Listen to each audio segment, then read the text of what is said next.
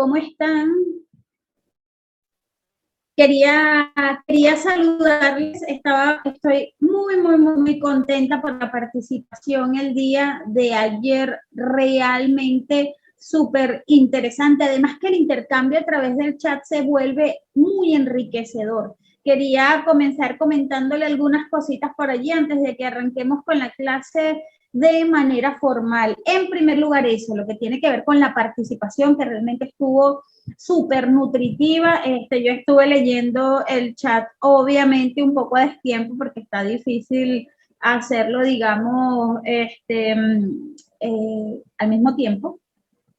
Pero muy agradable. Una de las cosas que noté fueron incluso diatribas, digámoslo así, que se fueron armando, conversaciones que se fueron armando con respecto a las diferencias, por ejemplo, entre proyecto y programa. Por eso quería comenzar hoy aclarando por allí el término otra vez, o los términos nuevamente, que podamos revisar otra vez los términos proyecto y programa para que nos queden con más claridad, porque precisamente hoy es de lo que vamos a estar conversando como más fuerza. Como les dije ayer, un poquito desde el punto de vista más metódico y, digamos, más técnico, ¿verdad? De cómo es que se organiza un proyecto comunitario. Me han estado preguntando, esta es otra cosa que quería conversar hoy, esto me lo han estado preguntando por el WhatsApp, sobre todo por el privado. Obviamente me cuesta muchísimo responderles a todos, pero hemos estado intentando dar respuesta por los grupos sobre la certificación. Usted tranquilo, la certificación tiene oportunidad hasta el día viernes. Todo el equipo está puesto, presto y dispuesto para atenderle en su deseo de certificarse. Recuerde comunicarse con su asesor o con su asesora y hasta el viernes nos vamos a estar pudiendo certificar. Y bueno, como les decía, ayer estuve leyendo en el chat, ¿verdad?, el tema que se presentó es decir, fue reiterativo en el chat el tema de las diferencias entre proyecto y programa. Por eso quería reforzarlo hoy antes de comenzar la clase de hoy, digamos, formalmente. Y bueno, la diferencia más importante, bueno, preguntaban muchísimo que qué era más grande, el programa o el proyecto. Alguien dijo, no, los proyectos son más grandes. Alguien comentó, no, el programa es más grande. Bueno, hoy lo vamos a volver a aclarar, así como lo conversamos ayer, lo vamos a volver a conversar hoy. Otra cosa que recomiendo es que siempre vuelvan a ver las conferencias, porque eso permite que usted pueda refrescar el conocimiento y reforzarlo. A veces cuando uno lo ve de primera no lo logra captar todo. Entonces, bueno, les iba a comentar, ¿verdad?, que la diferencia más importante entre estos dos conceptos es la escala, es decir, el tamaño. Un programa es una serie de proyectos que están unidos, ¿por qué? Por un objetivo. No se mide cuantitativamente. El programa se mide cualitativamente. Ayer poníamos un ejemplo, acabar con el hambre en el mundo, ¿verdad? Es muy difícil medir eso de manera cuantitativa. ¿Qué podemos medir de manera cuantitativa? Los proyectos. Vamos a donar 300,000 comidas. Vamos a mejorar el ingreso de tantas familias. Esos son proyectos específicos, ¿verdad? Y en el caso del programa, es un poco más, filosóficamente hablando, es mucho más amplio y por lo tanto mucho más difícil de medir cuantitativamente. Digamos que por regla general, ¿verdad? La ejecución de los proyectos están estrictamente definidos y su postergación afecta inevitablemente la ejecución del programa. Los tiempos del proyecto son muy limitados y muy claros. Los del programa no tanto. Entonces, con eso nos queda claro que en un programa pueden haber muchos proyectos, muchos proyectos. También, ¿verdad?, vamos a encontrar diferencias en la complejidad de la implementación de las tareas. ¿Por qué? Porque en un proyecto es mucho más simple, ¿verdad? Ya que para alcanzar el éxito, digamos que es suficiente alcanzar como ciertas metas que están delimitadas en un cierto periodo de tiempo, y el programa, ¿verdad?, viene siendo como una hipótesis. Por ejemplo, la lucha lucha contra el hambre, como les dije ahorita, o la lucha contra el alcoholismo o contra la drogadicción. Esos son, digamos, propuestas filosóficas, científicas, evidentemente, y lo que hacemos es que creamos programas, creamos proyectos que nos permitan ir acercándonos a esa meta, digamos, macro que nos plantea el programa. Y obviamente, el que se encarga de confirmarlo en la práctica es el proyecto. Es decir, yo tengo un programa en el que planteo unos objetivos, digamos, estratégicos y en el proyecto yo comienzo a desarrollar las tácticas que me permitan alcanzar ese proyecto. No siempre los proyectos, ojo, están interconectados y digamos que su implementación exitosa conduce a cambios de estado y en el caso del programa los resultados pueden ser impredecibles. Es decir, se los comentaba ayer, nosotros podemos implementar un programa y sacamos adelante todos los proyectos de ese programa y realmente logramos acabar con el hambre.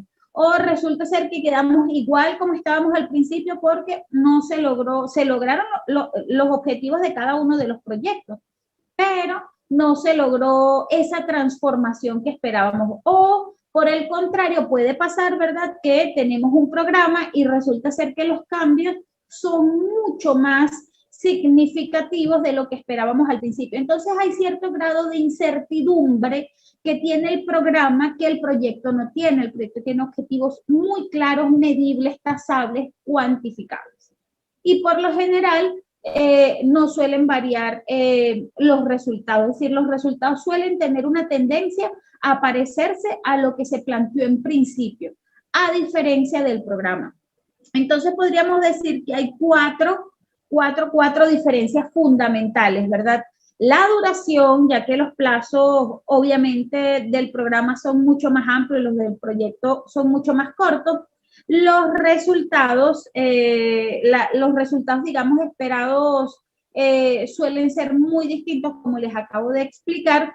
Y también la complejidad. En el caso del proyecto es mucho más sencillo y el programa es mucho más complejo por la cantidad de elementos de incertidumbre que están inmersos en él. Esto asociado a el cuarto elemento, que sería el alcance del concepto, ¿verdad? Porque el concepto del programa obviamente es mucho más amplio al incluir un conjunto de proyectos. Entonces, bueno, una vez aclarado eso, espero haya quedado claro en esta oportunidad. Vamos ahora sí a compartir pantalla. Tal como ayer, voy a compartir pantalla y apagar la cámara. ¿Para qué? Para que no sea tan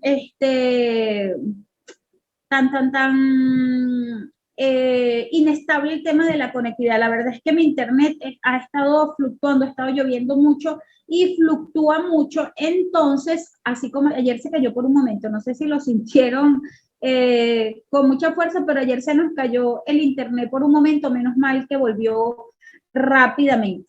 Entonces, bueno, voy a compartir pantalla para comenzar la clase del día de hoy y voy a apagar mi cámara una vez ya compartió pantalla. Cuando terminemos la clase, volvemos y retornamos aquí y nos vemos otra vez. Entonces, bueno, les mando nuevamente un abrazote, agradecida con los que ya están conectados. Saluden por el chat, voy a tratar de contestarles, a ver si puedo utilizar alguno de los celulares para contestarles. Un beso, un abrazo y comenzamos con la clase de hoy. Como les dije, voy a compartir pantalla en primer lugar. Muy bien, ya apareció, ya la veo aquí en el celular, la veo por aquí en la laptop. Y bueno, voy a detener entonces el video. Y listo, vamos a comenzar la clase del día de hoy. ¿Cómo se llama la clase del día de hoy? Programas comunitarios, el inicio de la transformación. Miren, una de las cosas que aclaramos ahorita al principio, que lo hablamos ayer, es las diferencias entre programa y proyecto. pero no hablamos de las similitudes, ¿verdad? Entonces hoy nos vamos a dar cuenta de que a pesar de lo que pensamos, hay muchas similitudes entre programa y proyecto. Por ejemplo, en su construcción metodológica. Programa, plan y proyecto comparten algunos elementos técnicos metodológicos que los hacen afines. ¿En qué varían? Como ya lo dije, en el alcance. Pero cuando hablamos de diseño de programas y proyectos comunitarios, estamos hablando de una herramienta que es fundamental para el trabajo de los trabajadores sociales, de los gestores sociales, de los docentes, de los doctores, de las enfermeras, de casi todas las profesiones, solo que en un ámbito muy específico, en el ámbito comunitario. Entonces, los programas y proyectos son una forma de intervenir en la realidad social buscando soluciones a problemas específicos y promoviendo el desarrollo comunitario. En este sentido, ¿verdad? Es importante que los trabajadores sociales y los profesionales en general cuenten con las habilidades y conocimientos necesarios para que al diseñar programas y proyectos lo puedan hacer de manera eficaz y eficiente y que responda realmente, y esto es muy importante, a las demandas y necesidades de la comunidad. Entonces, ¿cómo lo vamos a lograr, verdad? Bueno, para ello es necesario que comprendamos los elementos esenciales de un proyecto, así como las diferentes fases para su desarrollo, ¿verdad? Porque tiene digamos, hay un camino, hay una ruta que debemos seguir para nosotros lograr esa eficacia o esa eficiencia del proyecto comunitario, y de esa ruta es que vamos a estar hablando hoy. Los elementos de un proyecto incluyen la definición clara de los problemas que vamos a abordar, los objetivos y las metas que vamos a alcanzar, la identificación de los recursos necesarios y la planificación de las acciones que vamos a desarrollar. De todas maneras, el tema de los elementos, voy a compartir la siguiente lámina.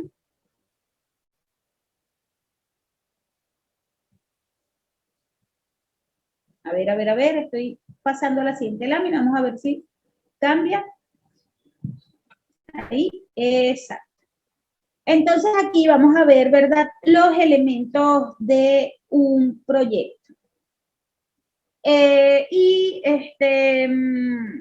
La idea en este curso que vamos a estar desarrollando el día de hoy es que podamos, digamos, definir, entender y clarificar cuáles son las herramientas y habilidades que necesitamos para diseñar un proyecto eficaz y eficiente, como les dije al principio, y vuelvo y repito, que responde, esto es lo más importante, esto no lo tenemos que tatuar en la piel, el proyecto no puede responder solamente a las necesidades del profesional, sino que el proyecto comunitario tiene una característica muy específica, y es que responde a las necesidades o a los requerimientos de la comunidad. Entonces, bueno, me gustaría que pudiéramos, digamos, ahondar un poco más en el tema de los elementos.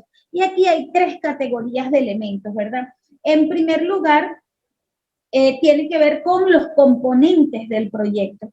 Entonces, los componentes son el proyecto en sí mismo, la comunidad involucrada, los recursos que tenemos disponibles, con los que realmente podemos contar, de esto vamos a estar hablando, detallando un poco más adelante, la acción, el tablero de comando y los líderes. Como les dije, esto lo vamos a desarrollar en detenimiento más adelante.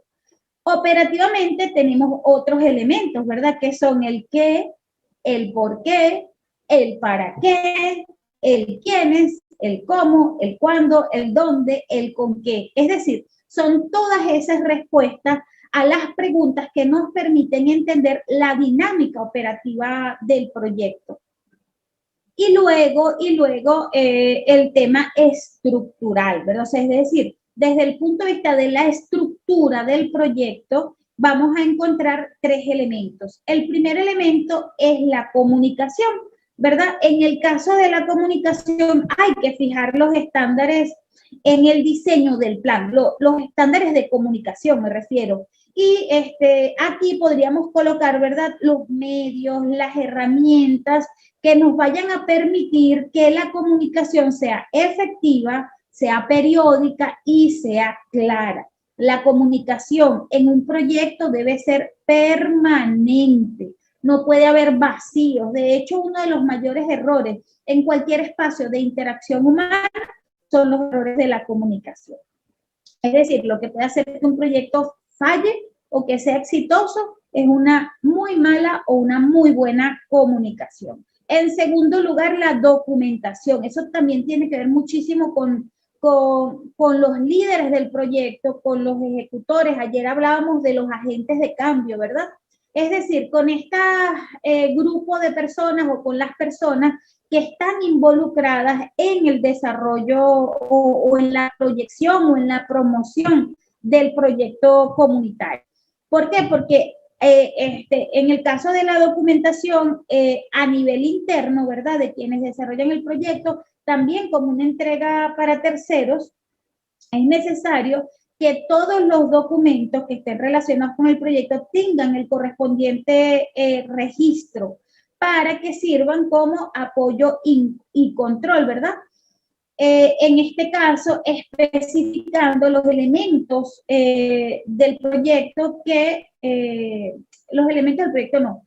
Digamos que aquí vamos a destacar cada uno de los pasos, bueno, sí también los elementos del proyecto, de modo que realmente podamos decir que estamos llegando a buen puerto, que están, digamos, debidamente concretados. En este caso, los documentos o la documentación del proceso, la sistematización del proceso, el registro del proceso es lo que nos va a permitir realmente evaluar que estemos llegando a donde nos habíamos planteado. Y por último, ¿verdad? Ya hablamos de la comunicación, hablamos de la documentación y por último los roles. En el caso del factor humano, ¿verdad? Siempre el tema de los roles va a ser obviamente clave en el desarrollo del proyecto. Tienen que quedar muy claras las responsabilidades y las asignaciones de roles. Cada uno de los implicados debe conocer su área de acción y su relación con el resto del equipo. Uno de los errores, por ejemplo, es no generar estructuras dentro del desarrollo de proyectos comunitarios, porque a veces asumimos que cuando utilizamos metodologías, por ejemplo, como la de investigación, acción, participación, es irrelevante el uso de estructuras o el hecho de que la estructura sea horizontal hace que no haya definición de tareas. Es importante que desde el inicio del proyecto nosotros podamos tener mucha claridad con respecto al tema de los roles. Entonces, ¿qué cosas nos van a permitir que nuestro proyecto de manera estructural tenga unas bases sólidas y sea un proyecto planteado y ejecutado de manera eficiente? En primer lugar, la comunicación, en segundo lugar, la documentación y en tercer lugar, la diferenciación de los roles. Voy a pasar a la siguiente lámina. Ajá. Y aquí entramos a las fases del proyecto. Tenemos en primer lugar el diagnóstico, ¿verdad? En el diagnóstico, que es una de las etapas más importantes, vamos a establecer, digamos, el origen, el arranque sobre el cual está, digamos, que es el punto de partida sobre el cual se va a construir o se va a desarrollar el proyecto. Y aquí hay una serie de preguntas que nos pueden ayudar a entender la dinámica del diagnóstico. Existe un problema, hay aquí otra cosa que quiero acotar. En el caso del diagnóstico de un proyecto comunitario, es decir, el diagnóstico en este tipo de proyectos, no se puede comparar a otros diagnósticos, aunque podamos utilizar las mismas herramientas, ¿verdad? O los mismos métodos, es importante que entendamos la dinámica. Un problema comunitario es distinto a otros tipos de problemas. Entonces, y lo que es más importante es que debe haber un consenso entre todos los miembros de la comunidad acerca de cuál es el problema si existe un problema, cuál es la magnitud del problema y si todos creemos que este es el problema que realmente queremos solucionar. Yo les voy a poner un ejemplo. Esto fue en una comunidad física, en una comunidad que yo conocí. Se estaban bajando recursos para resolver problemas puntuales de la comunidad. Estoy hablando del año 2012. Esto fue en el año 2012. Eso fue en una comunidad aquí en Venezuela, en un estado que se llama Miranda. Y bueno, esa comunidad tenía muchos problemas, una comunidad rural que tenía bastantes problemas y estaban bajando muchísimos recursos, increíble cantidad de recursos para unas organizaciones comunales que se llaman consejos comunales que existen aquí en Venezuela. Entonces, existe un organismo que se llama Consejo Federal de Gobierno, que en el año 2012, estoy hablando antes de la crisis de la que muchos han escuchado, había un organismo que, bueno, todavía existe el organismo, pero en el año 2012, este organismo, el Consejo Federal de Gobierno, se encargaba de distribuir los recursos excedentes de los ingresos por petróleo. Y bueno, eso iba para gobernaciones, para alcaldías y para comunidades, ya fueran comunidades geográficamente hablando o para comunidades organizadas, es decir, para grupos organizados. Entonces, en esta comunidad específica que les digo, una comunidad del estado Miranda, tenían muchos problemas. Uno de los problemas, por ser una comunidad rural, uno de los problemas que tenían era el agua, es decir, el agua por tuberías, porque tenían quebradas y ríos cerca, pero no todos tenían fuerza y no a todos les llegaba el agua por tubería. Otro de los problemas que tenían era relacionado con la vialidad, ya que no todos los lugares estaban asfaltados. Y otro problema que planteó la comunidad fue aceras, caminerías, lugares por donde la gente pudiera caminar. Al ser una comunidad rural, el paso de transporte era realmente poco, había muy poco paso de transporte. Pero de entre todos los problemas, la comunidad decidió que el problema más grave que tenían, o el primer problema que debían resolver, era el problema de las aceras, de las caminerías. Y entonces resulta ser que les aprueban el proyecto para la construcción de las caminerías, pero se lo aprueban por etapas. Y les dicen, en esta primera etapa vamos a hacer tantos kilómetros de caminería, ya después hacemos más caminerías. Vamos a resolver estas de aquí, que son las de las vías principales, y después resolvemos las demás. Bueno, la comunidad tomó la decisión, en cuanto llegaron los recursos, de hacer caminerías más angostas, de modo que los recursos le alcanzara para hacerlas con más kilómetros de largo, o sea, más metros de largo. Para que alcanzara para hacer más caminerías, vamos a hacer caminerías más angostas. Entonces resulta ser que por ser una zona rural, la verdad es que los lados de las calles había bastante grama, por decirlo así, monte, matas, arbolaje, no sé cómo decirlo. Y bueno, ellos hicieron sus aceras, ¿verdad? Aceras que la gente siguió sin utilizar porque las personas estaban acostumbradas a caminar por las calles, por el centro de las calles, porque ahí no había tránsito vehicular permanente. O sea, ahí pasaba un carro, otro carro 3 horas después, otro carro a las 5 de la tarde. Había muy poco transporte, carros, pues muy poco carro o motos que pasaran. Entonces la gente no tenía costumbre de usar esas caminerías. Aparte de que como quedaron tan angostas, era sumamente incómodo caminar por allí. Y apenas las construyeron, resulta ser que el monte de los lados, las matas, taparon las caminerías, así que obligaron a las pocas personas que probablemente pudieron haberlas usado a seguir caminando por la calle. Pero eso no fue todo, sino que después les aprobaron el proyecto de las tuberías de agua potable, y resulta ser que tuvieron que reventar las aceras para poder meter las tuberías. Así que nos podemos dar cuenta que un mal diagnóstico, ¿verdad?, de los problemas puede realmente ser catastrófico en el tema de el manejo de los recursos o de realmente lograr transformaciones profundas en una comunidad. No siempre la comunidad va a estar clara de inclusive sus propias necesidades, y ahí es donde entra la gestión social a ayudarles a clarificar todo el panorama, pero, eso parte de un diagnóstico que esté relacionado estrechamente con la misma comunidad.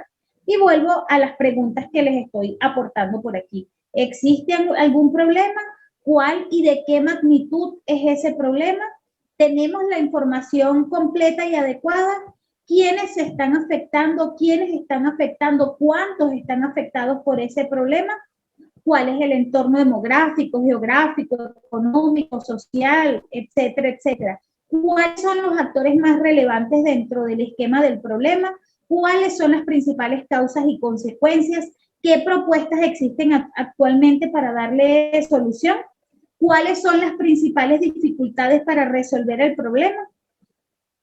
Y aquí aportaría otra pregunta que sería la escala de esos problemas. Por ahí hay técnicas e instrumentos que nos ayudan muchísimo, como por ejemplo el árbol de problemas, que nos puede ayudar a clarificar en mejor manera todo este tema del diagnóstico, que como les decía viene siendo como una primera etapa, pero que básicamente es la etapa que nos va a permitir construir bases sólidas sobre la presunción de cuál es el problema que realmente queremos resolver.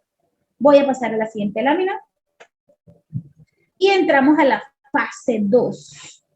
Esperemos que cambie la lámina, el diseño del proyecto. Aquí nos vamos a encontrar con 4 elementos que son vitales, ¿verdad? La primera tiene que ver con la definición de los objetivos. Ahorita en la siguiente lámina lo vamos a estar detallando, el tema de los objetivos. Disculpen.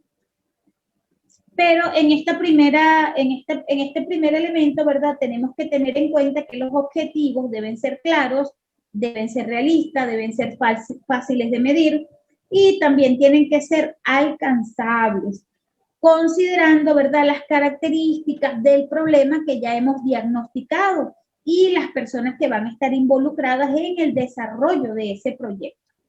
Luego está la coherencia de los instrumentos. A ver, ¿qué herramientas son más compatibles con el contexto y con la población de mi proyecto?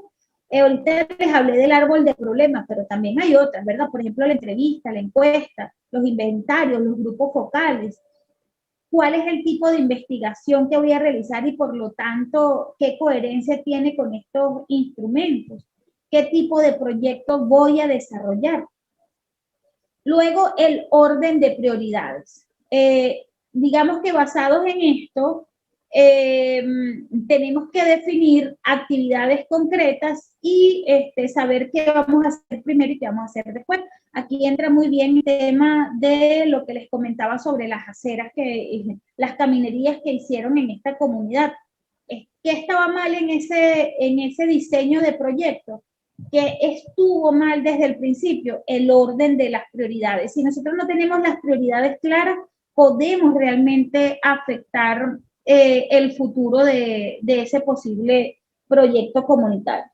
Y por último, pero no menos importante, la temporización. Hay una secuencia que debamos cumplir para que los resultados sean positivos, es decir, bueno, yo tengo claro, de acuerdo a mis prioridades, que primero tengo que meter las tuberías para luego poner las caminerías, porque si coloco primero las caminerías, después las voy a tener que romper para poner las tuberías. Eso tiene unos tiempos, y esos tiempos sincronizados y secuenciales deben estar desarrollados con claridad. Voy a cambiar la lámina para hablar de lo que le dije, ¿verdad? De los objetivos del proyecto. Existen 2 tipos de objetivos históricamente reconocidos, probablemente usted ya los conoce, que son los objetivos generales y los objetivos específicos. Entonces, ¿qué son los objetivos generales? Bueno, los objetivos generales podríamos decir que estamos evaluando o que estaríamos viendo la estrategia, ¿verdad? Es el lugar a donde queremos llegar. Y en los objetivos específicos vamos a estar encontrando las tácticas, es decir, los pasos que vamos a dar, las tareas que vamos a desarrollar para poder alcanzar ese objetivo general. Entonces, en el caso de los objetivos generales, se van a corresponder con las finalidades genéricas de este proyecto social que queremos desarrollar, que expresan el propósito central de este proyecto. Ahora bien, todo propósito obviamente es algo que queremos alcanzar, ¿verdad? Perseguir, alcanzar, desarrollar, ejecutar, etcétera. Y en el caso de los objetivos generales se van a concretar, como les dije, en objetivos específicos. Entonces, para formular, esto es importante, objetivos generales, siempre vamos a utilizar verbos en infinitivo, ¿verdad? Conocer, comprender, analizar, evaluar, desarrollar, pensar, cambiar, transformar, definir. ¿Por qué en infinitivo? Porque no está realizado. Todavía no está realizado, todavía la acción no está ejecutada. Por lo tanto, ese verbo es una propuesta de acción o una propuesta de algo que queremos alcanzar. Y los objetivos específicos, como les dije, son los que nos van a permitir llegar a el objetivo general. Entonces, nos sirven de apoyo para conseguir el objetivo general, ¿verdad? Son importantes. Digamos que en ellos hay que enfatizar aquí las mejoras que queremos lograr y tienen que ser congruentes. Un objetivo y otro tiene que ser congruente. Tienen que ser medibles, tienen que tener indicadores claros, tienen que ser realistas, nos van a permitir hacer seguimiento y evaluación del grado de cumplimiento y de los efectos que se requieren conseguir. Solo admiten una interpretación. Los objetivos específicos no son dados a la incertidumbre, sino que son sumamente claros en cuanto a su interpretación. Facilitan estructurar de manera más concreta nuestro proyecto social. Pueden desglosarse para su análisis. ¿Cómo se desglosan? En tareas. Y bien formulados pueden evaluar mejor, obviamente, la coherencia de todo proyecto. Voy a compartir la siguiente lámina. Pero bueno, nos queda claro aquí, ¿verdad? Objetivo general, objetivos específicos, estrategias, tácticas. Entonces luego nos vamos a encontrar con la fase número 3, ¿verdad? Que tiene que ver con la con la aplicación y ejecución. Aquí, en el caso de la aplicación, nos vamos a encontrar 4 elementos también. El primero, estamos hablando en primer lugar de la aplicación, ¿sí? Antes que la ejecución. La aplicación. Ya lo voy a explicar. La aplicación tiene 4 elementos, ¿verdad? La sensibilización, que tiene que ver con tomarse un tiempo antes de la ejecución para que podamos conectar con los miembros de la comunidad y explicarles, en realidad no explicarles, trabajar con ellos de la mano acerca de cómo vamos a juntos lograr desarrollar esta iniciativa que se está proponiendo y que busca mejoras en la calidad de vida de los miembros integrantes de esa comunidad. Pero debe haber una sensibilización previa. ¿Para qué? Para lograr la mayor cantidad de participación y de, digámoslo, en términos un poco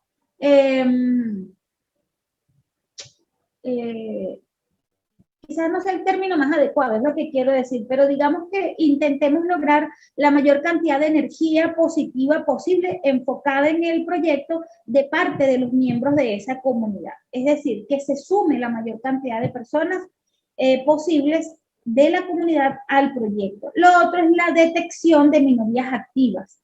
¿A qué nos referimos con eso? Bueno, es posible, ¿verdad?, que en una comunidad haya personas de grupos étnicos, demográficos, que sean distintos que la mayoría. Es bueno, ¿verdad?, que sepamos quiénes son y cómo interactúan con sus vecinos, con sus compañeros de comunidad, etcétera, etcétera. Porque tal vez vayamos a necesitar diferentes técnicas para el desarrollo del trabajo con ellos. Aquí estamos hablando de cualquier tipo de minoría. Luego, la capacitación del personal voluntario. Todo esto es previo a la ejecución, previo a la ejecución. Entonces, la capacitación del personal voluntario, ¿verdad? En el caso de que se requiera o que se necesite, que siempre se va a requerir y siempre se va a necesitar. Entonces, a menudo, ¿verdad? Un proyecto de gestión social o un proyecto comunitario incluye la participación de voluntarios. Quienes estén dispuestos a brindar apoyo deben estar familiarizados con los objetivos de la intervención, los obstáculos que viven día a día los miembros de la comunidad, las costumbres, las tradiciones, las creencias, la forma de hablar, de vestir, de caminar, de moverse, de respirar, las interacciones, todo, todo, todo. Ya sea que son miembros activos de la comunidad o que sean agentes externos. Es importante que todos los que vayan a desarrollar o a ser parte del proyecto estén familiarizados con todo lo que se haga en el punto número 2. Y finalmente, la cohesión grupal. Entonces, ¿de qué se trata? Bueno, de promover un espíritu de unidad y de ayuda mutua para que el desarrollo del proyecto se dé sin complicaciones. Y aquí entra, podríamos volver al punto número 1, ¿verdad? Y pasar por el 2, el 3, hasta volver al 4. De estos 4 puntos que les estoy hablando. Digamos que una buena estrategia es que podamos organizar eventos de apertura o de lanzamiento. ¿Para qué? Para que podamos generar esas dinámicas de sensibilización, talleres, cualquier cantidad de actividades que nos pueda permitir que la gente se sienta realmente perteneciente a ese proyecto que se va a desarrollar. Y bueno, luego vendría la ejecución del proyecto, ¿verdad? Que aquí es donde vamos a poner en marcha todas las actividades que hemos planificado en el paso número 2. Hay un elemento que no coloqué aquí, pero que para mí es supremamente importante. Lamento no haber hecho una lámina para eso, que tiene que ver con el cronograma. Mire, el cronograma se debe convertir, y el proyecto escrito en sí mismo, pues los objetivos generales, los objetivos específicos y las tareas deben convertirse en el Padre, Señor y Dios de ese proyecto. Es decir, hay personas que se van a involucrar, ¿verdad? Dentro de la ejecución del proyecto, pero debe privar por encima de cualquier necesidad, por encima de cualquier elemento, debe privar la importancia del respeto a los objetivos del proyecto y al cronograma. Un cronograma bien desarrollado nos va a permitir tener claridad en la ejecución de cada una de las fases del proyecto y de cada una de las tareas que se corresponden con ese proyecto. Luego voy a pasar a la siguiente lámina. Espero que vayamos bien hasta aquí. Igual les leo en el chat a ver cómo vamos desarrollándonos hasta ahora. Muy bien. Muy bien, muy bien. Excelente, excelente, excelente. Exacto. Entonces continuamos aquí. Voy a pasar a la siguiente lámina. Hasta ahora vamos bien, aparentemente. Igual si tienen cualquier duda, las podemos seguir aclarando. Vamos a ver la siguiente lámina. Ok. Y entramos a la fase 4, que tiene que ver con el seguimiento del proyecto. Entonces, a medida que avancemos, ¿verdad? En la ejecución, vamos a tener que dar seguimiento a la calidad de las actividades que estamos desarrollando. ¿Para qué? Para que podamos sortear cualquier dificultad que se nos presente y hallar nuevas formas de mejorar la dinámica del proyecto en caso de que haga falta. Entonces, ¿de qué tenemos que estar atentos? ¿A qué tenemos que prestar atención? A los detalles. La comunicación va a ser clave en este sentido. Lo dijimos desde el principio y lo mantenemos, ¿verdad? Así que tenemos que preguntar constantemente a todos los que estén involucrados cómo se sienten o qué consideran que sea oportuno cambiar o reforzar. la evaluación, ¿verdad? De este proceso se va a dar, digamos que de manera generalizada ya al final. Pero, durante todo el desarrollo del proyecto tenemos que estar dando seguimiento permanentemente. O sea, no podemos esperar a terminar toda una etapa del proyecto o el proyecto completo para esperar ver qué estaba mal o qué estaba bien. Esto debe ser permanente, diario, cada segundo, cada minuto.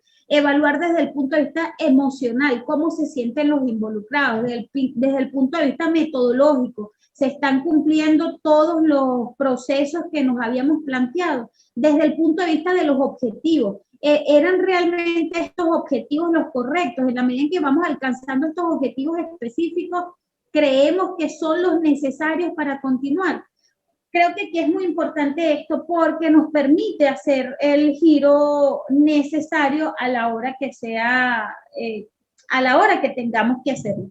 Creo que volviendo al ejemplo de lo que les había dicho al principio, si estas personas de la comunidad se hubiesen percatado en algún punto, si se les hubiese dado seguimiento, por ejemplo, desde el punto de vista de profesionales de la ingeniería, que los tiene la institución, esta que les comento, probablemente se hubiese podido dar una vuelta, un giro al proyecto y se hubiese podido revisar la construcción de esas aceras. Eso nos pasa en todos los proyectos. Aquí quiero hacer un inciso para conversar un poco sobre 3 habilidades de la comunicación que me parece muy importante que las tengamos en cuenta a la hora de desarrollar cualquier proyecto que estemos construyendo, ejecutando o evaluando, no importa la fase en la que estemos. Hay 3 habilidades de la comunicación que creo que todo líder debe tener en cuenta, todo participante, todo el mundo debe tener en cuenta estas 3 habilidades para que realmente podamos, lograr estados superiores de desarrollo de nuestros proyectos. Una de las habilidades es la empatía. Probablemente la han escuchado hasta la saciedad por allí, han escuchado hablar de la empatía. Ahora bien, ¿qué es la empatía? Básicamente, la empatía es la capacidad de ponerse en los pies de otra persona. ¿Qué quiere decir esto? Que yo voy a entender lo que hace la otra persona desde la perspectiva de la otra persona, no desde mi propia perspectiva. Esto es un error del tema de la empatía que solemos cometer. Por ejemplo, yo puedo entender a un asesino en serie, lo hacen los investigadores todo el tiempo, desde el punto de vista del asesino. No quiere decir que yo esté de acuerdo o no con lo que haya hecho, con lo que hizo, pero para poder entender la dinámica del pensamiento y de la acción de otra persona, yo debo entender cómo se construyó esa dinámica y ese pensamiento. Entonces, ponerse en los zapatos de otra persona significa ver la vida como la ve la otra persona. Les voy a poner un ejemplo y un ejercicio de empatía muy sencillo.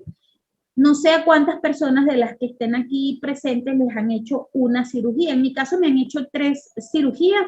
Tuve 2 cesáreas, mis 2 niñas nacieron por cesárea y me hicieron una apendicectomía, es decir, me quitaron mi apéndice.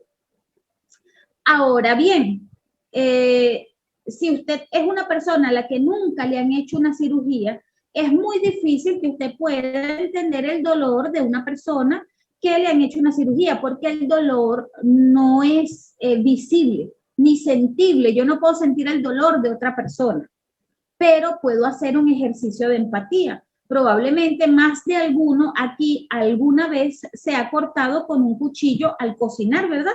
Aunque sea un corte pequeñito, se ha apoyado con una aguja o se ha jalado un cuerito de los que están al lado de las uñas, ¿verdad? Y uno se arranca ese cuerito y parece que se estuviera arrancando el dedo completo. Entonces, bien, si usted ha sentido ese dolor, si usted ha sentido el dolor de una cortadita de cuchillo, el dolor de una quemada con alguna cosa en la cocina o el dolor de alarse un cuerito, entonces usted puede hacer un ejercicio de extrapolación. Es decir, si así duele cortarse un dedito chiquitico, imagínese cómo dolerá que te corten 6 capas de piel para sacarte un bebé. O cómo dolerá que a una persona le den, no sé, una puñalada o que una persona lo hieran con un cuchillo. Entonces, estas son formas de desarrollar ejercicios de empatía, buscar elementos en mi vida que me permitan acercarme medianamente al dolor o a la sensación o al sentimiento que puede estar teniendo la otra persona, la persona con quien estoy compartiendo esa posibilidad de ser empático o empática. Es por eso que se hace tan difícil, por ejemplo, que un niño o un adolescente sea empático con sus padres, porque por lo general la solicitud de empatía está imposibilitada por las propias experiencias del niño o del adolescente. He escuchado muchas veces padres y madres que le dicen a sus hijos, bueno, padres, madres en realidad, madres que dicen, yo que te tuve 9 meses en mi vientre, deberías ser más comprensivo o deberías entenderme mejor. Es imposible que lo entienda porque un adolescente pues ni ha estado embarazado, ni ha estado embarazada, ni ha tenido 9 meses un bebé en la barriga, ni siquiera ha vivido algo medianamente cercano como para poder hacer un ejercicio empático. Entonces, la empatía hay que aprender a construirla. Otra cosa muy importante de la empatía es que no nace con nosotros. Nosotros no nacemos empáticos, nosotros vamos construyendo la empatía. Un bebé cuando nace, ¿verdad? Llora porque tiene hambre. Llora porque tiene frío, porque tiene sueño, porque cualquier cosa va a llorar. El bebé no va a tener hambre, ¿verdad? A los 3 días de nacido y va a decir, oye, mi mamá está bastante agotada porque acaba de dar a luz y mira, se le ve bastante cansada. Yo creo que yo puedo aguantar un poco más, no voy a comer ahorita porque de verdad me da dolor verla como con esa cara de cansancio, está de verdad debilitada. Yo voy a esperarme un rato más y no voy a llorar ahorita, sino que voy a llorar un poco más tarde para darle chance de que duerma un poco más. Eso no ocurre, ¿verdad? Lo que ocurre es que el niño tiene hambre y llora, tiene ganas de ir al baño y llora, o se hace pupú y llora, se hace pipí y llora, etcétera, etcétera. ¿Cómo se va construyendo la empatía? Bueno, la empatía se va construyendo a través del amor, se va construyendo a través de la misma empatía. La empatía es como una herencia conductual y es reconocida como una de las 3 habilidades de la comunicación. La segunda habilidad de la que les quiero hablar es la congruencia. La congruencia tiene que ver con que lo que decimos, lo que hacemos y lo que pensamos están en sintonía, ¿verdad? La congruencia es fácilmente leíble, visible. La congruencia es como el vestido de las personas. Todos lo pueden ver. La congruencia se nota, se denota, se demarca. Pero cuando nosotros somos líderes de un proyecto comunitario, tenemos que ser, uno, en primer lugar, muy empáticos con la comunidad y en segundo lugar, tenemos que ser muy, muy, muy congruentes. El proyecto en sí mismo tiene que ser congruente con la comunidad. Y por último, ¿verdad? Tenemos que ser tolerantes. Siempre cuando escucho, le pregunto a la gente qué piensa que es tolerante, piensan que tolerar es aguantar. O sea, lo ven como un sinónimo de aguantar. Pero la verdad es que ser tolerantes tiene que ver con entender que todos somos diferentes y que diferente no es malo. Diferente es que merece respeto. Entonces, alguien puede ser diferente a mí en su conducta, alguien puede ser diferente a mí en sus preferencias, alguien puede ser diferente a mí en su, no sé, en su estética. Los elementos de diferenciación pueden ser infinitos entre seres humanos. ¿Qué es importante? Que yo entienda que esas diferencias merecen todo el respeto que merecen las mías propias, pues, porque no, ni las de la otra persona son correctas, ni las mías son correctas, sencillamente son diferentes. Entonces, bueno, quería hacer ese inciso. ¿Cuáles son los elementos que tenemos diferenciadores? La empatía, la tolerancia, elementos de la comunicación, empatía, tolerancia y congruencia, que son herramientas vitales a la hora de desarrollar cualquier proyecto comunitario. Y bueno, pasamos a la siguiente lámina. Aquí entramos en la fase 5, que es la fase de la evaluación. Aquí tenemos que considerar, ¿verdad?, cuáles van a ser los criterios de evaluación que vamos a contemplar para que las respuestas obtenidas en este proceso de evaluación sean confiables. Pero digamos que la pregunta central que nos vamos a hacer es si este proyecto cumplió con los objetivos que nos habíamos planteado inicialmente. ¿En qué nos vamos a fundamentar para la evaluación? En la fase 2. ¿Qué fue lo que nos planteamos? ¿Cuál era el objetivo general? ¿Cuáles eran los objetivos específicos? ¿Cuáles eran las tareas? ¿Cómo estaba diseñado el cronograma? Si nosotros podemos decir que sí se cumplieron a cada uno de los elementos de la fase 2 del proyecto, entonces habremos cumplido con lo que teníamos previsto. Entonces, características de las evaluaciones tienen que ser explícitas, ¿verdad? Tienen que ser aceptadas por los participantes, digamos, externos del proyecto, los gestores del proyecto, así como también por la población que esté involucrada. Deben ser comprensibles, deben ser fáciles de cuantificar y deben ser flexibles. Y bueno, finalmente llegamos a la última fase, que es la fase 6, que tiene que ver con el informe.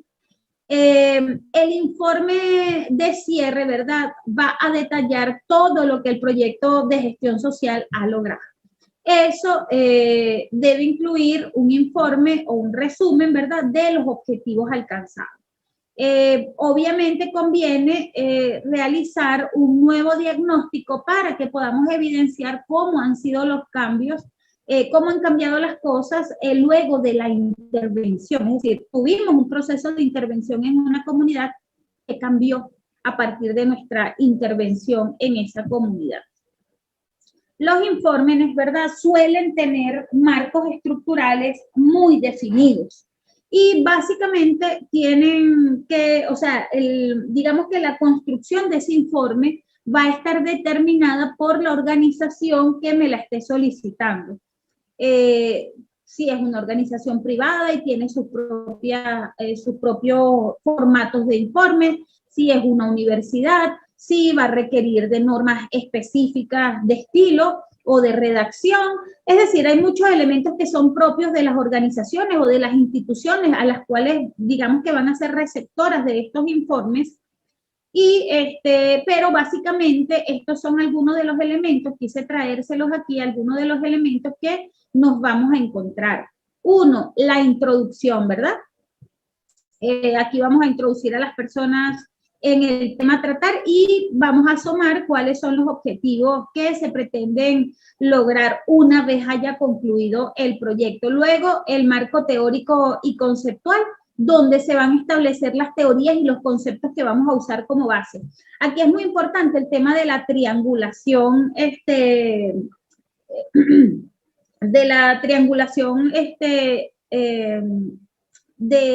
académica, pues de la triangulación de los expertos con los que vayamos a trabajar. Miren, ningún conocimiento científico nace de la nada, es decir, parte de epifanías que tenemos, estamos sentados y sin haber estudiado ni leído nada nunca, jamás en la vida nos llega una epifanía y entonces entendemos la realidad de la vida y de cómo transformar una realidad sociocultural, no sé, de cualquier tipo. Es importante que nosotros podamos darle referencia teórica, referencia conceptual a eso que estamos haciendo. Entonces, ¿qué debemos hacer? Buscar autores y autoras que hayan conversado sobre el tema que nosotros queremos desarrollar para que este proyecto esté lo mejor sustentado posible. Llevar esas teorías a la práctica en la ejecución de nuestro proyecto y crear nuevas conclusiones a partir del uso de este marco teórico y conceptual. Luego tenemos la metodología de trabajo, ¿verdad? Que en este caso podemos utilizar metodologías ya conocidas o podemos incluso crear metodologías nuevas. Luego, la evaluación de los resultados, obviamente, el diseño y desarrollo de la propuesta, es decir, aquí vamos a explicar la generación de nuevos conocimientos obtenidos y aquí vamos a confrontar con las teorías, o sea, las teorías que ya hemos estudiado con las nuevas bases empíricas. Es importante esta parte, la parte, digamos, más importante de la triangulación, porque es donde ponemos digamos que es donde podemos sacar las conclusiones que nos ha dejado el mucho investigar y el mucho hacer. Juntos se convierten en nuevas formas del conocimiento. Vamos a generar nuevas formas del conocimiento. Y eso es parte del producto, no solamente la transformación social, sino la nueva ciencia que estamos haciendo y que le dejamos a futuras comunidades para que puedan a su vez desarrollar nuevos y mejores proyectos. Y por último, las conclusiones, que es donde normalmente explicamos a dónde hemos llegado en nuestro objeto de estudio, pues, o nuestro sujeto de estudio. Entonces, bueno, estas son básicamente las seis etapas de un proyecto comunitario. O sea, es decir, del desarrollo de un proyecto comunitario, quería volver a una lámina de ayer, así que voy a dejar de compartir pantalla para compartir una lámina de las de ayer. Déjenme abrirla por aquí. Muy bien. Consejos desde la experiencia. Quería que habláramos un poco del tema de los consejos que les di ayer y que pudiéramos revisarlos nuevamente, porque hay cosas que son muy, digamos que están escritas casi que sobre piedra, y hay otras que son muy desde la práctica. Y que la práctica constante de proyectos comunitarios o la práctica del día a día del mismo proyecto comunitario les va a permitir ir mejorando. Entonces, lo primero es que tengamos objetivos claros, ¿verdad? Que esos objetivos propios y de la comunidad estén casados, estén consonos, incluso los objetivos personales, los objetivos individuales, también deben estar casados con los objetivos del proyecto. Lo otro es encontrar inspiración, que nosotros realmente nos podamos inspirar en otras historias exitosas que nos sirvan como de motivación a nosotros y a la comunidad en general, porque nos vamos a encontrar con muchas piedras, baches, tropezones, caídas, que en algún momento nos van a hacer que volteemos los ojos nada más a vernos las rodillas rotas. Y muchas veces muchas personas o experiencias nos permiten volver a levantar la mirada como hacia adelante y entender que ningún camino es lineal ni perfecto, sino que nos vamos a encontrar con eso, con muchas problemas, circunstancias, y a veces nos van a poner a pensar en abandonar. Lo otro es la creación de rutinas. Es importante que creemos rutinas estables con la comunidad. ¿Por qué? Porque esto va a permitir que se acostumbren a un nuevo estilo de vida y que podamos establecer hábitos que ayuden a alcanzar las metas que nos estamos proponiendo. Lo otro es la exacerbación del espíritu positivo. Como les dije, nos van a pasar muchas cosas en el camino que nos van a hacer quebrarnos. Por eso hay que exacerbar el espíritu positivo para motivar y aumentar la capacidad de transformación de una comunidad. Lo siguiente es el tema de la recompensa. Cualquier sistema de recompensa nos va a ayudar a seguir avanzando y a mantener esa motivación de la que les estoy comentando. Dar premios semanales, alabanzas en público, qué sé yo, cualquier método que permita que se evalúe de manera positiva las buenas acciones o las buenas experiencias dentro del proyecto. Lo otro es que demos pasos pequeños. Querer correr sin haber aprendido a caminar, sabemos que es imposible. Entonces, aprender que es importante gatear. Lo que les decía ayer, el mar está lleno de gotas de agua.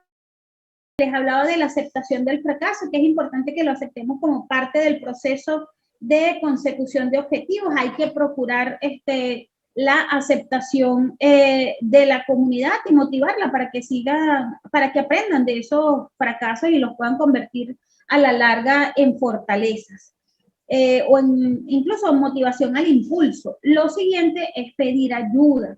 Es importante que podamos acostumbrarnos a pedir ayuda porque eso nos va a permitir alcanzar algunos objetivos importantes. Por ejemplo, que nos puedan ayudar con algún patrocinio, que nos puedan ayudar con un taller, con un curso, con una experticia. Por ejemplo, vuelvo al ejemplo del proyecto fatídico de las aceras. Si hubiesen pedido ayuda a un ingeniero, un arquitecto, probablemente les hubiesen podido aclarar mejor el panorama. Lo siguiente tiene que ver con descansar y con celebrar el progreso. Es importante que nosotros podamos, a intervalos de las tareas propias del trabajo comunitario, podamos ayudar a los individuos de la comunidad a que se mantengan motivados y que aumenten el impulso hacia el alcance de los objetivos basados en el descanso. Esto definitivamente nos va a ayudar muchísimo a lograr que la comunidad se mantenga motivada. Y por último, y no menos importante, celebrar el progreso. Hace ratito les decía el tema de las recompensas. Las recompensas suelen ser individuales o por grupos pequeños, ¿verdad? No de todo el entorno. Cuando hablamos de celebrar el progreso es que todos los involucrados podamos de una manera u otra felicitarnos a nosotros mismos porque avanzamos o sencillamente porque nos mantenemos. Mantenerse en el desarrollo de un proyecto ya de por sí es un progreso bien grande. Entonces, bueno, voy a detener esta compartida de pantalla para volver a la otra. Ya estamos por terminar, ¿verdad? Voy a dejar de compartir pantalla mejor. Vamos a hablar ya. A ver. Stop share. Muy bien. Creo que ya me pueden visualizar. Bueno, quería comentarles, ¿verdad?, que el acompañamiento de proyectos comunitarios desde el punto de vista profesional, sea usted trabajador social, sea usted gerente de desarrollo de proyectos comunitarios, sea usted gestor social o profesional de cualquier área, implica, obviamente, ayudar a la población a mejorar las posibilidades de optimizar sus condiciones de vida, ¿verdad? Aumentar el nivel de bienestar, los recursos materiales, contribuir a la mejora de las relaciones sociales, a, no sé, aumentar los conocimientos, las orientaciones en valores y en principios, necesidades, intereses, no sé, motivar la actividad en la comunidad. Pero debe haber la conciencia, debemos tener la conciencia de que ninguno de estos elementos va a poder ser desarrollado si no se cuenta con, en primer lugar, con la participación activa de esa comunidad. Es decir, no estamos para imponer ni las necesidades, es decir, esa evaluación inicial. Cuando nosotros hablamos del diagnóstico, el diagnóstico no puede ser unidireccional. En el caso de los proyectos comunitarios, cuando yo voy al médico, ¿verdad? Y el médico hace el diagnóstico, suele hacerme preguntas. Incluso inicialmente el médico nos pregunta, ¿verdad? ¿Qué siente? ¿Por qué está aquí? Y ya comienza ahí a diagnosticar. Pero seguidamente se va a guiar, ¿por qué? Por los exámenes, se va a guiar por incluso lo que pueda conseguir al tacto, por lo que pueda visualizar. Entonces, digamos que es un trabajo en conjunto entre el doctor, las técnicas y los instrumentos para recolectar información y el paciente. En el caso de la comunidad es igual. Tenemos que estar muy claros que es necesario que conectemos profundamente con la comunidad. De no conectar con la comunidad, va a estar difícil que ese proyecto realmente se corresponda con las necesidades de dicha comunidad. Entonces, ¿qué va a permitir esa conexión? Que pasemos del diagnóstico del estado real de las cosas y, digamos, de los pronósticos a la planificación de esos cambios sociales y al desarrollo de métodos para su implementación específica, pues. Y además, a través del diseño de proyectos comunitarios, vamos a formar objetivos iniciales que nos permitan como hacer una evaluación como inicial, ¿verdad? De datos, es decir, de elementos que podamos rescatar que puedan determinar todas esas tareas que vamos a estar realizando en el futuro para resolver esos problemas emergentes. Entonces, cuando hablamos de diseño de proyectos comunitarios, estamos hablando de, obviamente, una de las áreas más relevantes en la práctica de la gestión social de casi todas las profesiones, ya sea el trabajador social o de todas las profesiones que les mencioné. Entonces, bueno, con esto llegamos al final de la formación del día de hoy. Quería nuevamente felicitarles por su participación. Ha sido sumamente enriquecedor, sumamente interesante haber compartido con ustedes estos 4 maravillosos días. Me queda la tarea de decirles que no es un adiós, que es un hasta luego, que seguimos tal cual como les comenté con el curso de proyectos comunitarios del profesor José Ibarra y con el curso de gestión de proyectos sociales, los dos son unos cursos especializados de la profesora Lorena Nissenbaum. Esto para los que decidan participar, los que quieran certificarse.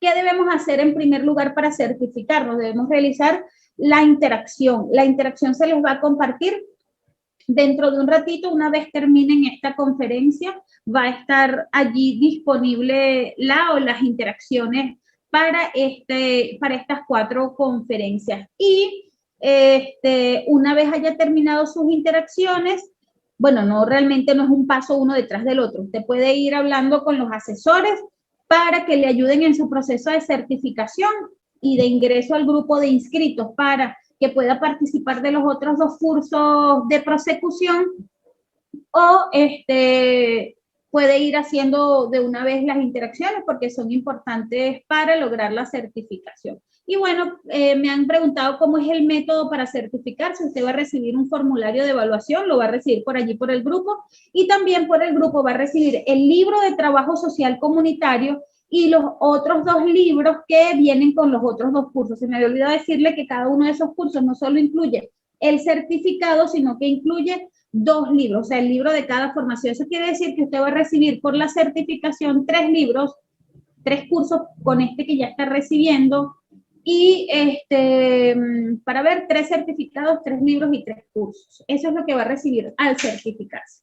Y no se desesperen que hay tiempo para certificarse. Inclusive normalmente se abren las certificaciones hasta final de mes. Y bueno, con esto me despido. Espero que haya sido sumamente nutritivo y enriquecedor el desarrollo de proyectos comunitarios. Miren, es uno de los caminos más hermosos de los que yo he transitado en toda mi vida.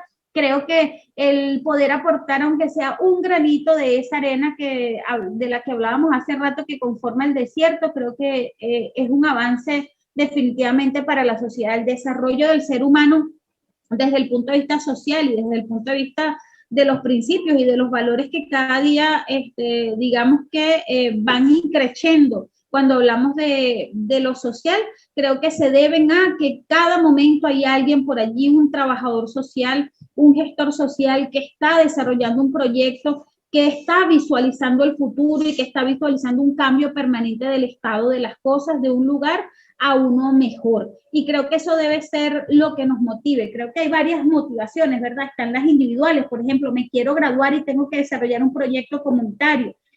Quiero mejorar mi propia comunidad, o quiero el desarrollo y la transformación de un estado de cosas en las cuales se puede mejorar. Creo que hay un estado en el que podemos alcanzar un lugar mejor. Eso es realmente hermoso, es realmente loable y es realmente enriquecedor y maravilloso. Vuelvo y repito, desde el punto de vista colectivo, pero también desde el punto de vista de nosotros como individuos. Yo he recibido grandes satisfacciones de haber podido ser gestor, líder o participante del desarrollo de algún proyecto comunitario, de algún programa de desarrollo social. Entonces, bueno, con esto me voy a despedir. Quiero agradecer a la profesora Rosa Castillo, que nos estuvo acompañando 2 días en este proceso formativo. Quiero felicitar a todos los participantes que han estado aquí presentes y en cada momento de esta formación. Quiero agradecer a todo el equipo de Fundabric, al equipo académico, a la compañera Carlex, que es la compañera responsable de tecnología. Quiero agradecer a las y los asesores de Fundabric que están permanentemente allí promoviendo cada una de estas formaciones para que usted se pueda enterar y las pueda tener a la mano. Síganos en las redes sociales, no lo olvide, @Fundabric en Instagram, @Fundabric en Facebook. Es importante que lo tenga por allí a la mano y que nos siga porque miren, pronto vienen cosas muy buenas por allí, vienen unos microtalleres a través de Facebook, que seguramente usted los va a estar disfrutando mucho, además que nos vamos a estar conectando a través de una plataforma que se llama Twitch, en la que vamos a poder estar visualizando también algunas conferencias exclusivas para aquellos que se suscriban. Entonces, bueno, ya con esto sí me despido, les mando un beso gigante y un abrazo enorme para cualquier rincón del mundo donde usted me esté escuchando. Saludos y nos seguimos viendo por el grupo de WhatsApp, porque en un ratito le mando un mensaje para recordarles las interacciones y recordarles cualquier duda que tengan sobre para aclararles cualquier duda que tengan sobre la certificación. Un abrazo, feliz noche o feliz tarde, de acuerdo a donde usted esté. Nos vemos, bye bye.